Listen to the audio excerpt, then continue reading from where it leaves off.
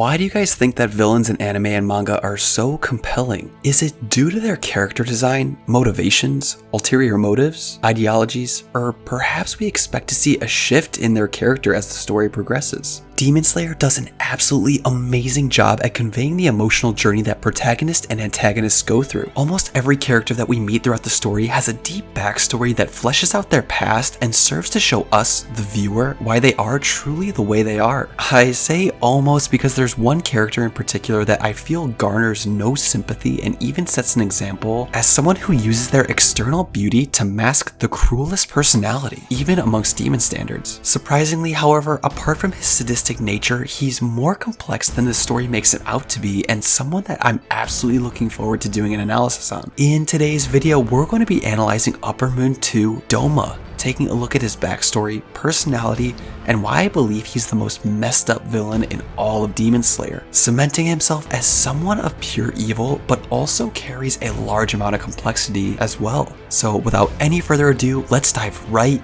into it. What's up, anime fanbase? Welcome back to Anime Analysis, a channel dedicated to discussing and analyzing all things anime has to offer. If you enjoy this video and want to see more Demon Slayer analysis content, make sure you hit the thumbs up button and leave your suggestions in the comments down below, as it really helps out with the algorithm. As a side note, I will be getting into later parts of Demon Slayer, so please view at your own discretion. You have been warned. To understand this vile character, it's important to understand exactly what developed this child into the monster we see throughout the story. Doma was born into the world with exceptionally brilliant eyes, being not a solid color but a brilliant rainbow. His incredibly rare and beautiful physical features caused others to believe that he had ultimately come from the heavens, and he was revered as a god as a result. His parents, also falling victim to this worship, placed him at the head of the cult that they had formed, which would formerly be known as the Paradise Faith. A seemingly happy child, Doma was really anything but that. And it wasn't because he was unhappy, it's just that from the very beginning, as in when he was first born, he never truly knew what emotion was. It can be shown from a young age that he was already very perceptive and intelligent, but also belittled his parents and followers, believing them to have low intelligence and looked down on them because of their foolishness. While seated as the figurehead of the cult, people would seek out Doma for his advice on their problems in life, similar to how people would seek out and pray to a deity for salvation during their dark and uncertain times. As expected, Doma didn't care a single bit about anyone's stories and even questioned why they would go to a child for help in the first place. Based on this little bit we do know about Doma, it's clear that based on the way he was raised, the pedestal he was put on by others,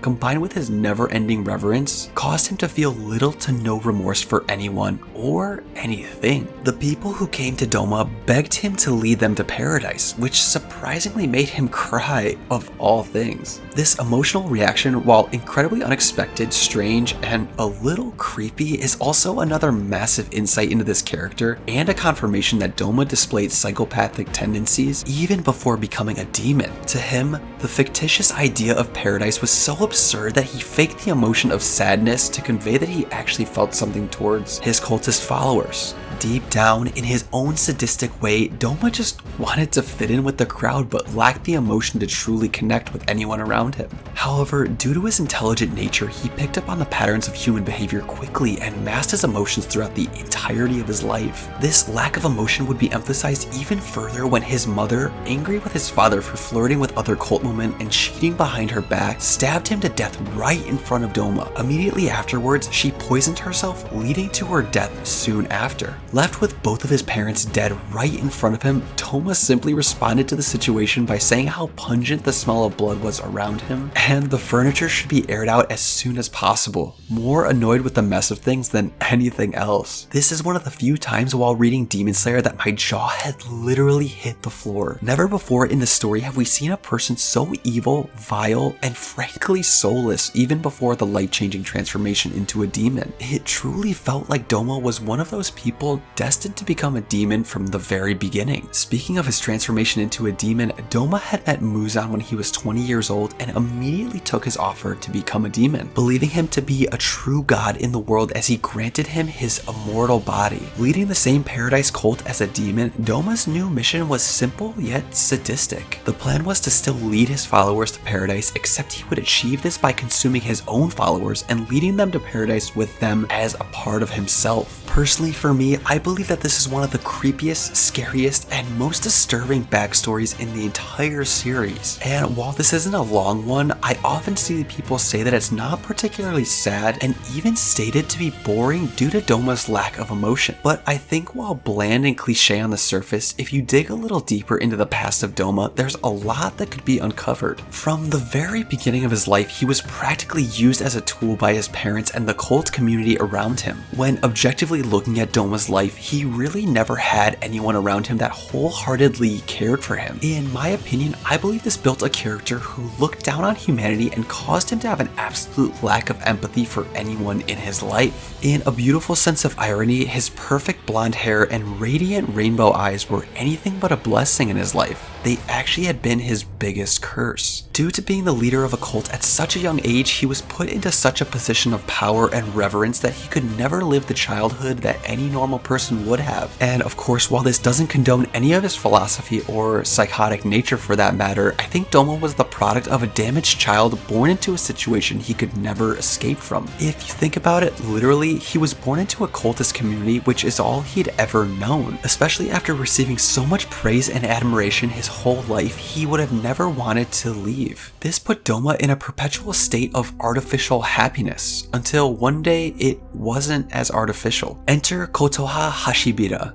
If that name sounds familiar to you, you would recognize her son, a well-known character known by the name Inosuke. Fleeing an abusive relationship, Kotoha sought refuge with the Paradise Cult and became close to Doma. This is the first time that Doma had expressed outright interest in a person and genuinely enjoyed spending time with her. I believe this was due to Kotoha outright showing genuine care for Doma as a person, not some religious object that he was conditioned to be portrayed as his whole life. It's only when Kotoha catches Doma eating the Paradise Faith worshippers that this reality comes crashing down and he's reverted into the unfeeling, soulless creature he had always been. Another massive relationship that comes to mind with Doma's character is none other than the insect Hashira herself, Shinobu Kocho. While I won't go into too much depth about their relationship, Doma and Shinobu are more alike than they appear. If you guys would like a dedicated video analyzing the relationship between Shinobu and Doma, leave a comment down below. While they both don't see much value in life, their ideologies behind why this is drastically differ. Shinobu had people in her life that loved and cared for her, but they were tragically taken away. Doma never had any of that. He had never felt genuine connection from anyone in his life. He was just a child that was subjected to humanity's selfish nature and the need to look up to someone without any real connection to the beautiful world around him. To see this character get exactly what he deserves and in one of the best revenge moments in all of anime made me so happy to see due to the atrocious things he had done throughout the story. But when looking at his story objectively, it doesn't take away from the convoluted, sad, and intriguing factors that molded Doma into what he is. Let me know all your thoughts on Doma in the comments down below.